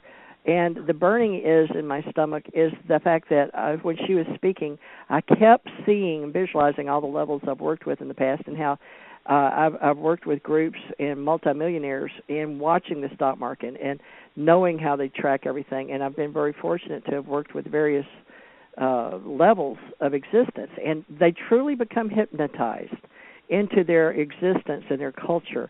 And I don't know if it was Goldie Hawn or somebody else, someone like that. There was a very famous actress, and excuse me, Goldie, if it wasn't you. And it's okay. It wasn't Goldie. It was another woman, another blonde, and I can see her, but I can't tell your name. I'm terrible with names. I remember faces. But she really didn't know there was poor people in America. She didn't know people were good. She really didn't. And I saw this in my 30s, since being on the planet's one thing, and then in stepping out and being who one really is at various levels is another thing. But when I was walking and talking inside the matrix in various levels and careers, I was very fortunate to get this burning in me, and that even the FBI would say, go with your gut, right, when I was doing investigations and worked, in intel and traveling the world, and go with the gut. And they would let you, and they wanted the single man, the lone person, to go out. Now, you may have 4 or 5 behind you that you don't know about working in a team, which is normal, but they let the person that is on the case, on the point guy, okay, the lead investigator, and you go off and just go out and get the facts. And you do it because you're out there all alone, and your objective is to find out as much as you can. And it gives you a point of origin, which we all know we have to be. But the point, Karen, I was hearing you, is these various levels that control the world, working at who controls the world, there are various levels, and they get hypnotized into their level of existence. And that is exactly how they can trick you into thinking the world is a better place than it is, or a more negative place than it is. And, of course, the only thing we have to fear is fear itself, right? That's the most famous thing, I guess, that I've ever heard on a philosophy for the entire world. So the point being that you made a point here, and I heard it, and you talked to me on so many levels of my existence, that we can all assist each other, but also remember, as bad as I hate to say it because it seems negative, is the fact that we are levelized on this planet. And they're false glass ceilings. As I think Hillary Clinton said, she broke a glass ceiling, or the women have broke a glass ceiling, or something to that effect. There are various levels of issues, problems in solving. So it seems to be like the Rubik's Cube, you know. We're here, and we're all about our individual souls and our individual spirits and all the past lives or future lives. And we're all playing this out. And it's not just linear, and it's not just vertical anymore. It's all-encompassing. And Trolling wanted to tell you that I really believe that a lot of these people are worried because they realize we're waking up to the fact that we are all multi-dimensional beings. We're not just 3D reality. And if they can't control the Matrix with all the movie, and now we've got Star Wars, and Google has this clip where I didn't put it there, Google did. You know how they control us now in cyberspace like they do with televisions. But the fact that I woke up and it said, okay, are you a light worker or are you in the dark? You got to choose, light or dark. And it wouldn't let me use my Google until I chose light or dark. So, of course, I chose light. But it looked like the dark red side was pushing harder than the blue side, the good people. And I heard that's going to be the new movement. I mean, not that it's never been on this planet, but people, who's controlling the world? Is it the red dark side or is it the light side? And that's Star Wars back out. So I'll give it back to you, Janet. But that was a very important. Levelized, and are you good on the light or are you on the dark side? Are you a good witch or a bad witch? Okay. Wizard of Oz. Wizard of Oz. What about you, Pete? Well, the neat part about who controls the world, I guess technically who's controlling it right now is whoever is you want to call the government. The world, we have to realize the world itself on the whole is not controlled by an individual, or for that matter, by even a group of individuals. However, each of the different countries is. Okay. And the reason I say that yes, there is the interaction and what have, but the real control, and this is what people have forgotten, and, since you're bringing movies into it, it was actually brought into very solid view in a movie a long time ago called A Bug's Life, where one person raising a stink wasn't a problem, right? They couldn't do anything. Yeah. But a whole colony of people raising the same stink is certainly going to. Okay. And that's what has to happen, but people have to realize, and I mean even the people at the lowest end as well as all the way up through the upper end, people have to get it straight that the people at the upper end are frankly no better or worse than the people with the lower incomes. Everybody, it doesn't matter who they are, if they're male, they still put their pants on the same way. Okay, assuming that they've got all their limbs.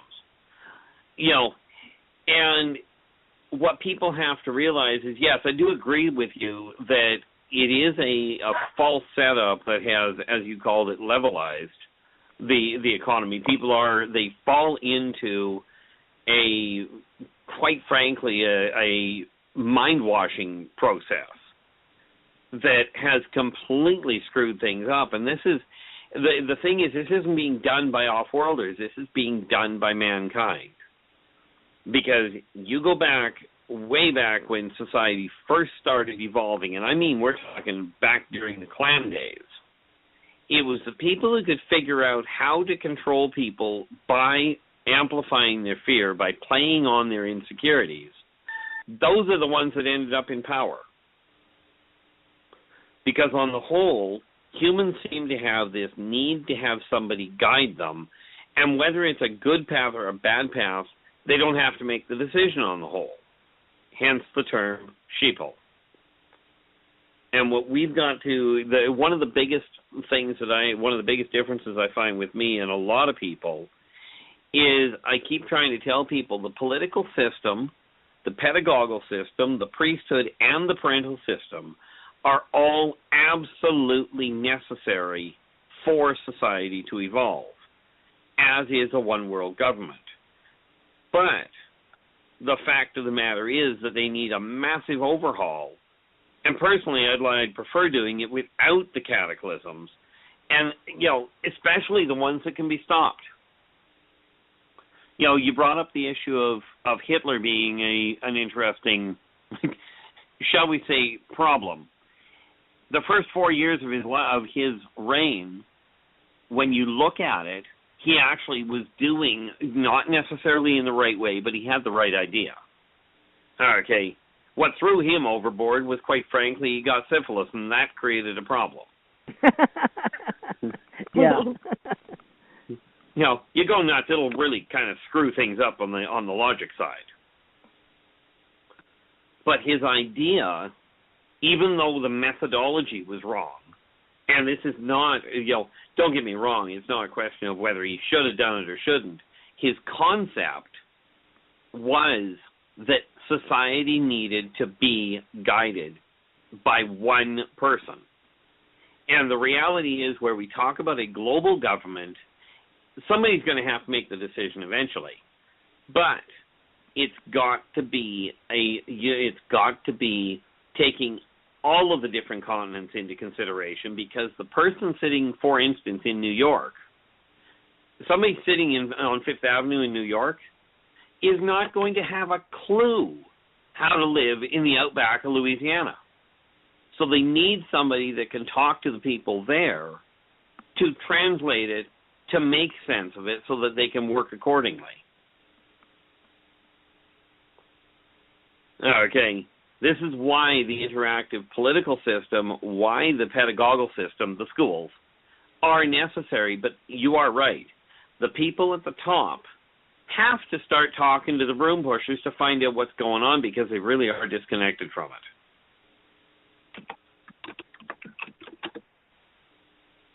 I hear Janet on the computer clicking away. Okay.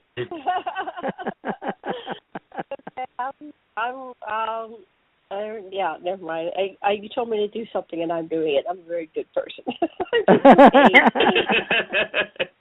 It's just, I guess your sound picks up.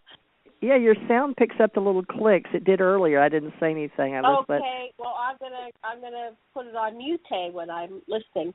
Okay. So yes. Who wants to talk next? We're almost out of time. How about we've only got 8 minutes. We need to round it up with how to get in touch. Hour. Okay. How to get in touch with everybody. Final words. Wrap up any comments. Final words. We have about 2 minutes each person. Let's start with Karen. Karen, final words. This has been a very interesting conversation, not what I expected to be, but delightful. Deep thinking. I love it. We all put our thinking caps on and really dug deep, and I like that. So for my final words, one of the things that happened to me was I started doing automatic writing. I started doing it in 2009, having no idea what I was writing, and now it made a lot more sense these years later. And the main theme was some group giving me different ideas, new ideas of how do we do organization. And they emphasized the idea of holarchy, and they juxtapositioned it with the hierarchy that we have.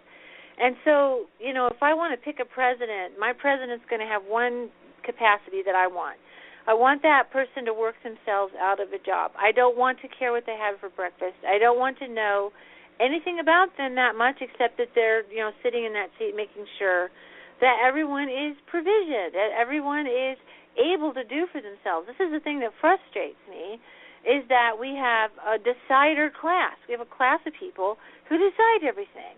And that didn't used to be. A couple hundred years ago, people had to decide if they were going to milk the cow, decide if they were going to build a new cabin. They decided for themselves.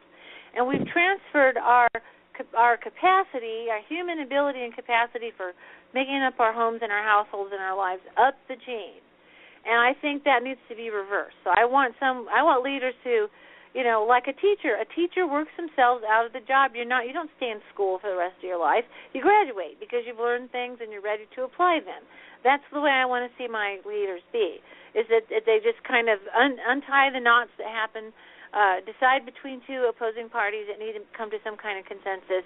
But I don't want this micromanagement that we have. And so, I keep talking about the basic income guarantee, and I'll tell you what it gets rid of. It gets rid of the micromanagement, the decider class that decides every little thing that a human being, an adult, grown adult, should be able to decide for themselves. So I'm involved in that movement. If you guys want to check that out, basicincome.org, check it out, because it's going to get rid of this micromanagement and unhook all that financial, that gets took. Like they give these departments, $10 on every dollar. Only 10 cents goes to the client population, and the rest is all tied up in the system. So I want an upside-down world. I want a world where we can make our own decisions, and that person in the outback of Louisiana, swamp probably, and somebody in Fifth Avenue, they don't need a third party to decide all the little details. They decide for themselves, unless there's some kind of conflict, and then that's where leadership can shine. But that's my 2 bits for this session, and it's been great talking to you. Very deep thinkers. Thank you.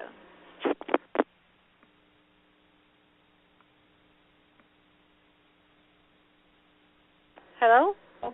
Hello? Okay, go ahead. Go ahead. You're done. What happened? Okay. I don't know. She said she's done for today's show, and we've got 5 minutes. So I'm going to pass. TJ, you want to wrap it up and then pass the stick to Keith to finish out the show? We just have 2 minutes left. Sure. Everyone out there that will be hearing this archive, I appreciate you trying to call in or tune in on your smartphones and everywhere else, the Stitcher and iTunes where we place this. And I apologize for it not live streaming tonight on our particular Blog Talk Radio, TJ Morris ET Radio. And we'll place it on our many websites, and Janet and I are co-marketing together to help more people like Mr. Andrews here get out there to you, so you can look him up on websites and find his books and how he can assist you if you're interested in his life coach abilities or agenting or consulting or organizing. And the same thing goes for Karen Christine Patrick, Janet Carol Lesson, and I am also Theresa J. Morris, known as TJ Morris to many. And we're going to be coming together, and I've put a GoFundMe for an ET UFO event out there, which could be why I'm starting to get more interesting communication problems. Who knows what it is. But I am going to be doing more work, and I feel like I'm on 24/7, and I'd like to address what Karen said about people in who's controlling the world, and our leaders here in the United States of America, because we do go out worldwide, is the fact that I would like to see the gentlemen that are female, male or female, whomever, hopefully humanoid, sentient, intelligent being with enough understanding of humanoid behavior, that we need one of them, and if they're going to be in, then please, I don't get to take a vacation, okay? And nothing makes me more upset to see the President of the United States out playing golf or taking all these vacations, okay? These are people are making decisions for us in the United States of America, not to mention the most powerful position in the world. So, I have a problem. If you're going to go in 4 years, then go in 4 years. Commit, right? You're getting paid. I don't get vacations. I don't get paid vacations. So I'm here on this planet doing what I can do 24/7, even lucid dreaming, interdimensional travel. I'm on all the time. And that's what I expected my soul and spirit to do. So I expect that of these leaders on the planet. So just saying, that's what I expect. So thank you, everybody, for aliencontact.org. We hope you will become a member. Join. It's free membership, and we have many others, including Eric Kopp on Thursday. And I'll be doing psychic readings on Tuesday if you want to tune in. It's one of our most popular shows. And Janet Carol Lesson has several, including the Experiencers. And that's it for me, Janet. Just apologize and be sure and tune in tomorrow night, and we'll be doing a show. Janet does one on Revolution, and I do one on Blog Talk Radio. If I can get online, I don't know why on the weekend they've got a busy signal. Janet got on. Janet, I don't know why you did and I didn't. Okay. Go ahead. We don't know, but let's give Keith the last word. Keith, thank you for coming on, and go ahead. Last words for our listeners. Well, thank you very much for having me again, because it's certainly been an enjoyable conversation. The easiest way, you mentioned tracking me down, the easiest way to find me, quite frankly, is you can track me down on Facebook. Universal Portal of Peace is universalportalofpeace.com is another one of my sites. And the real big thing that I want to get people, that I just want to remind people of, is it doesn't matter what race you are, what gender, what particulars are about you. if you follow 3 simple guidelines. Be true to yourself, do unto others as you desire them to do unto you, and energy out, energy in. If you follow, or more to the point, when you follow those 3 parameters, you will find that the society and the world around you will shift for the better. But you've got to focus on actually getting involved. I absolutely agree with you, with the rest of the people here, that where it comes to people asking to go in and be a leader of a country, or for that matter of a corporation, for pity's sakes, if you're going to take a leadership position, do the job. You know, don't go out on vacation. Don't go spending taxpayers' money to go and renovate your own home. Use your own money. You're getting paid well enough. Thank you. All right, we'll have you back. We'll have you back again, Keith. Thank you. We're out of time. And thank you, everybody, for joining us today. Much love and blessings. And aloha. I'm going to play the exit music, but it'll probably come on after the show. Aloha, everybody. Yeah, we're off the air. Bye-bye. Bye.